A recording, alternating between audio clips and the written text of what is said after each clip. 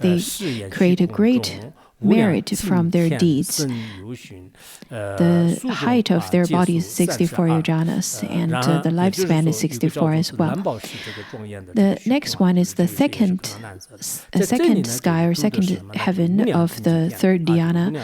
The verse says that in the space that is adorned by sapphire, the celestial beings of the immeasurable virtue takes the height of a few yojanas, and the lifespan is 32 kalpas.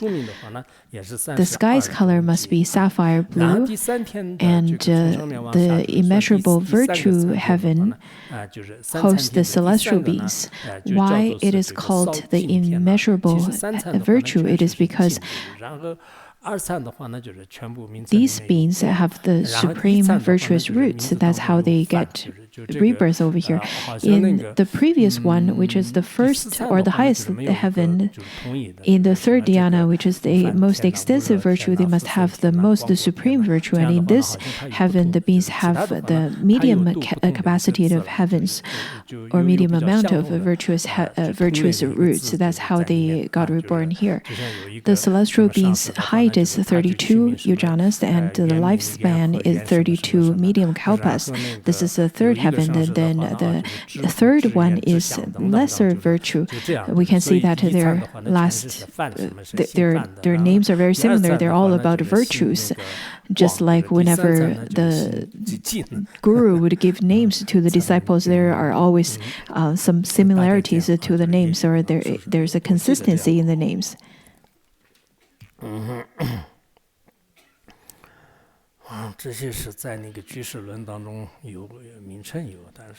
In the Abhidharma, I believe there are the names recorded in it.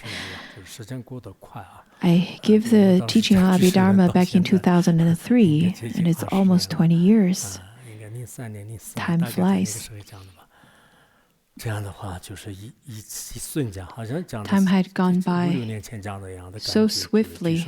To me, it feels like I just gave that teaching 5 or 6 years ago, but it's been 20 years. Let it be Abhidharma or Buddhist logic or Madhyamika or the Great Illusory Net, I believe we are definitely pioneers in giving these teachings, in giving the teachings in Chinese language.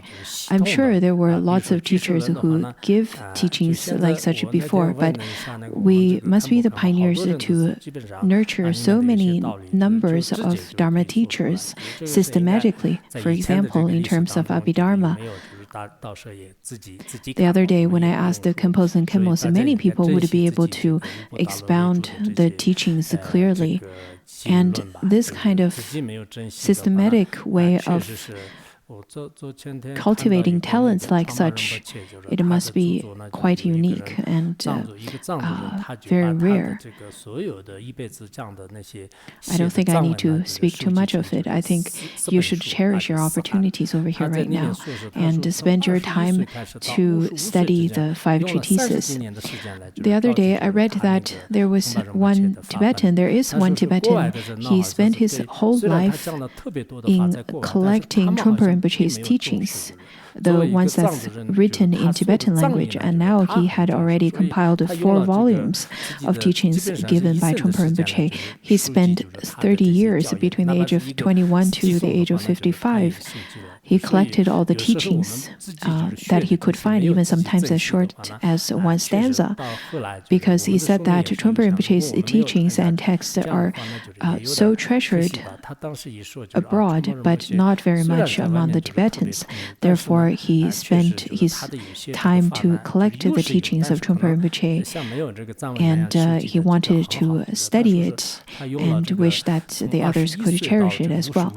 Indeed, we have a very limited time in our life. If we do not compile and pass down the teachings of the teachers, it would be quite a shame. Someone gifted me the volumes of the compilation of the teachings of Trungpa Rinpoche that he compiled, and when I read into it, I indeed felt that it's quite crucial to pay great attention to the Dharma. This is probably the special character of Tibetan Buddhism, because we pay great attention to all of the teachings of the great masters. And because of that, we study extensively. Now let's look at the third one, the space Beidang Gelang Zhuo. In the lesser virtual heaven, the beings have 16 yujanas of body. The lifespan is also as so in Kalpas. In this space, the space called Beidang Gelang, the lesser virtual celestial beings live over there. Why is this heaven realm called lesser virtue? It is because the virtue and the kindness is lesser than the previous heaven. Therefore, it is called the lesser virtue. And their height is 16 yujanas, same as their lifespan. It seems that it doesn't follow the pattern of two folds anymore. So we've already talked about we've already finished the three heavens of the third dhyana. Let's look at the second dhyana.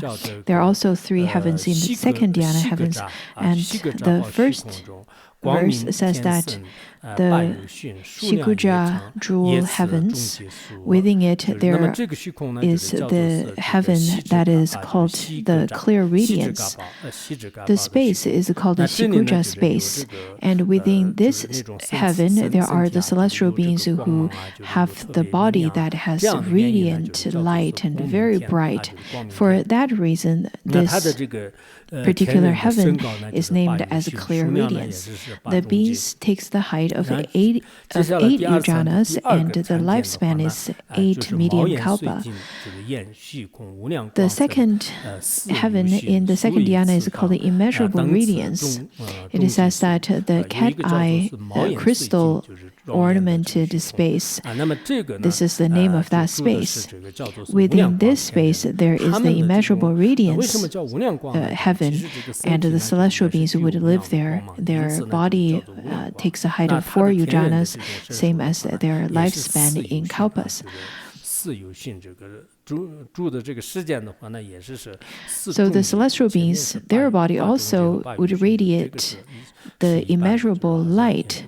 Therefore, this particular heaven's name is called the immeasurable radiance heaven. They would abide in this heaven for 4 kalpas, 4 medium kalpas. The third one out of the second dhyana heaven is called the lesser radiance. It is because the beings have less radiance than the previous one. So the heaven's name is called lesser radiance. And the heavens are located in the space that is called grave light, treasure jewel ornament space. And within this space, there is the lesser radiance heaven celestial beings. The height of these celestial beings are of 2 yujanas, and the lifespan is of 2 medium kalpas. The next one is on the first dhyana heaven. There are also 3 heavens in the first dhyana heaven. The first one is called Great Brahma heaven. The very famous and popular, well-known Brahma lives over there. He is considered the foremost out of all the Brahmas in the first dhyana heavens. Whenever you go to India, if you were to pay a pilgrimage trip in India, you see the disciples of Brahmas everywhere. This great Brahma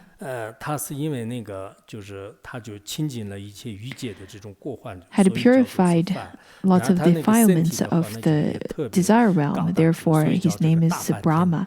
And because his height is extremely tall, therefore he is called the Great Brahma. But his height is about 1.5 yujanas, and in terms of his lifespan is 1.5 5 medium kalpas.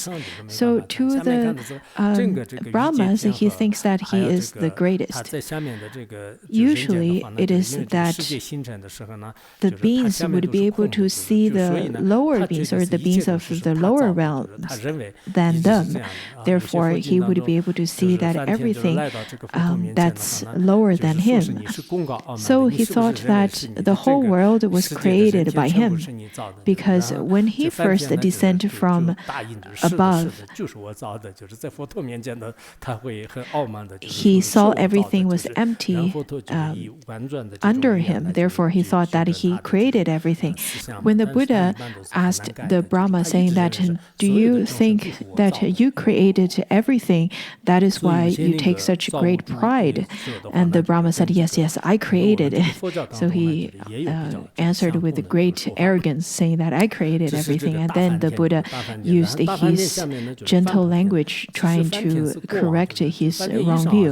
But it's very difficult for him to change it, because he kept on thinking that I created all the beings. I created everything. He thought that he was the creator. Then the second level is called the Brahma priest heaven, and then they're just like the retinues and the priests and ministers of the great Brahma. And then the third level is the heaven of Brahma, which are the citizens, the followers of Brahmas. So they're all together, right? A group of Brahmas. The verse over here says that the Samugga treasure, in the Samugga treasured space, the priest of Brahma heaven, they have the height of 1 yojana, and the life duration is 1 kalpa, 1 medium kalpa. The priests of Brahmas, those are the celestial beings that live there, and they would provide all kinds of service and give all kinds of suggestions and serve the great Brahma as protectors, as servants, as retinues, or as companions. And then the next one, the third one, is the heaven of Brahmas. If we were to count it from top to down, from the unexcelled heaven to bottom, this is the bottom heaven. If we were to count it from bottom to up, this is the first one. The space for this one, for the heaven of Brahma, is called the Budanga jewel space. I'm not quite sure what Budanga is, though I've already asked some Tibetans who specifically study the jewels and treasures, but still I couldn't find it. Nowadays, there are lots of Tibetans that have a variety of specialization. For example, I heard that there is one ornithologist, and people call him Shalama, because the bird in Tibetan is Sha. Therefore, I also asked some people who specialized in treasures, in jewels, and in trees, in gardening, and so on. But it's very difficult to find the names of those jewels. Not so sure where Longchenpa got those terms, and not so sure what those jewels look like, not so sure what the colors are. But one thing is sure is that the jewels takes different colors. So in this particular heaven, the heaven of Brahmas, abide in this space. Why is it called the heaven of Brahmas, the follower of the Brahma? It is because the beings take rebirth over there, because they eradicated all of their devious actions. Rather, they would practice the virtuous actions, and they practice the 4 immeasurables. That is why they would be able to take rebirth in the celestial realm. The height of their body is of half yojanas, and then the length of their lifetime is half of medium kalpa. In the auto commentary, it also says that the space, in fact, fact, has the different, the space are named after different colors. For example, if there is a manifestation of the blue color, for that reason, the space would take that name. And there are different colors of the name, different colors of the jewels, the white, yellow, and green, and so on. Since the celestial realms, the beings from the celestial realms, they would descend from up to down, but that is for majority of them.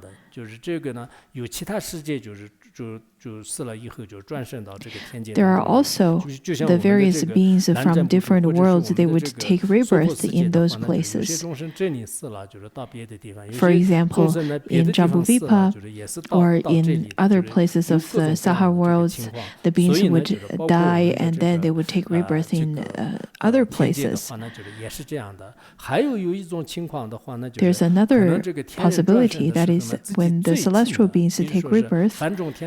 For example, the heaven of Brahma, because they're closer to the priest of heaven, priest of Brahma heaven, therefore they can take rebirth over there. Another possibility is that since the extreme light heaven is much higher, and then they can then take rebirth in the Brahma heaven, or they can take rebirth in desire realm right away. The rebirth of sentient beings are indeed incredible and unfathomable. There are various situations associated to the rebirth. For example, in the first dhyana, the first dhyana heaven to that of the Jambuvipa, it's still extremely far. If one were to throw a rock from the heaven of Brahma, by the time it reaches to Jambuvipa, it will take a whole year.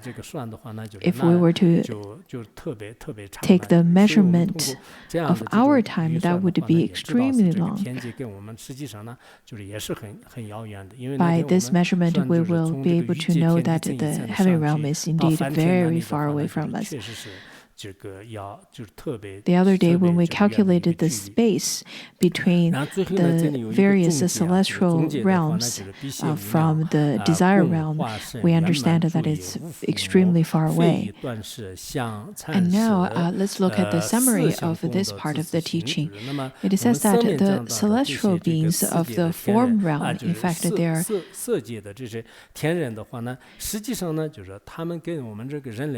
very different than the human beings of desire realm, because they carry the immeasurable palace wherever they manifest, whichever realm they manifest, their houses would manifest over there as well, because it is manifested out of light. And same as their body. Earlier when I said that one doesn't have to buy a house over there, it applies in this part too.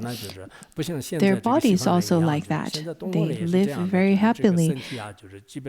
They have their clothing and they have every provision that they need, because the celestial beings have the kind of mind that knows the limitation and knows what can be done and what shouldn't be done. Because of this, they receive this fruition.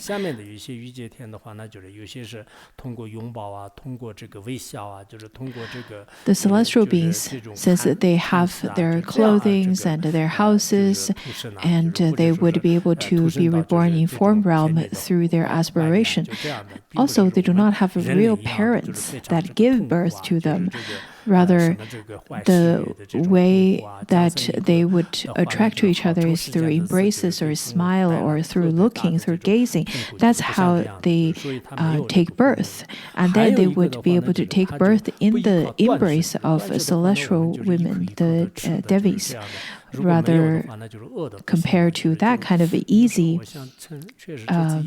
birthing, the human beings would have to go through a very long and painful birthing stage.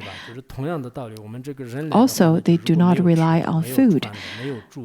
But for human beings, we rely very much on food. If we don't have food, if we skip one meal, we'll be really hungry. And this time, especially throughout the pandemic, we noticed that the food security has become an issue. And whenever there's not enough food, people suffer a lot. So for celestial beings, they don't need to worry about that at all. That is why people keep on saying that I want to go to the celestial realm, I want to go to the heaven. Because in the heavens there is no aggression, there is no conflict, and everyone lives very happily and peacefully without afflictions. In the Chinese mainland Buddhism, there is always a saying that taking the delight of dhyana as the food. And that is indeed the food for the celestial beings. They would live in the immeasurable palace that is self-manifested, and they can taste all kinds of the flavor of the nectar of Dharma, and they're fulfilled with all kinds of joy of Dharma. Compared to that kind of happiness, when we look at the human realm, today we need to worry about our house that need to be mended because it's leaking, and tomorrow we need to worry about our health, and then the day after tomorrow we need to worry about our dirty laundry. So we need to worry about all kinds of things, big or small.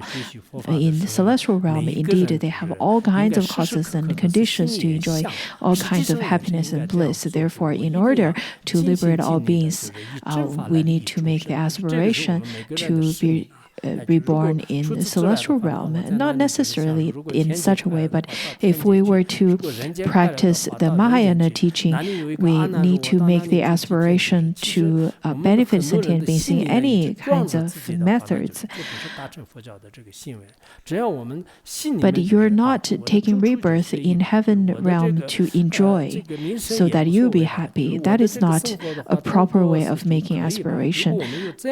Our aspiration as a Mahayana practitioner is that as long as I'm still alive, as long as that I'm still surviving this world, I need to propagate the Dharma teaching. I need to plant even one virtuous seed in the sentient being's mind stream. That is my responsibility. If you can have that kind of aspiration, then whoever you are, whatever kind of state you're in, I'm sure in the future you will have many opportunities to benefit sentient beings. If all of us, since we have such a large group of Sangha members, if all of us can generate such kind of mind, such kind of aspiration, we will definitely have the opportunity to propagate the teaching. Look at this wonderful content in the sutras and shastras. Though that each of us have some kind of afflictions, we have some of our karma that we need to pacify, but we need to have the aspiration to propagate the Dharma teaching and help the others. If you were to think that I need to first to pacify all of my afflictions, but that is not completely possible because when we take rebirth in pure realm in the Sukhavati, we still carry our karma. So do not think that you are going to spend your whole life over here in Larungar. Rather, you should think that you are going to benefit beings. When we look at different countries through the conditions and circumstances of different countries through news, we understand that this is how sentient beings are. This is how mundane beings are. And the reason we study Mahayana is because we need to benefit each and every sentient being, and each and every sentient being should be placed as the greatest importance in our mind and hearts. Do not consider that I live here, this is my house, this is my home, and I don't want to go anywhere, I just want to die here. That is not the proper way of making the aspiration as a Mahayana practitioner. We should benefit sentient beings. Now we have completed the teaching on the form realm.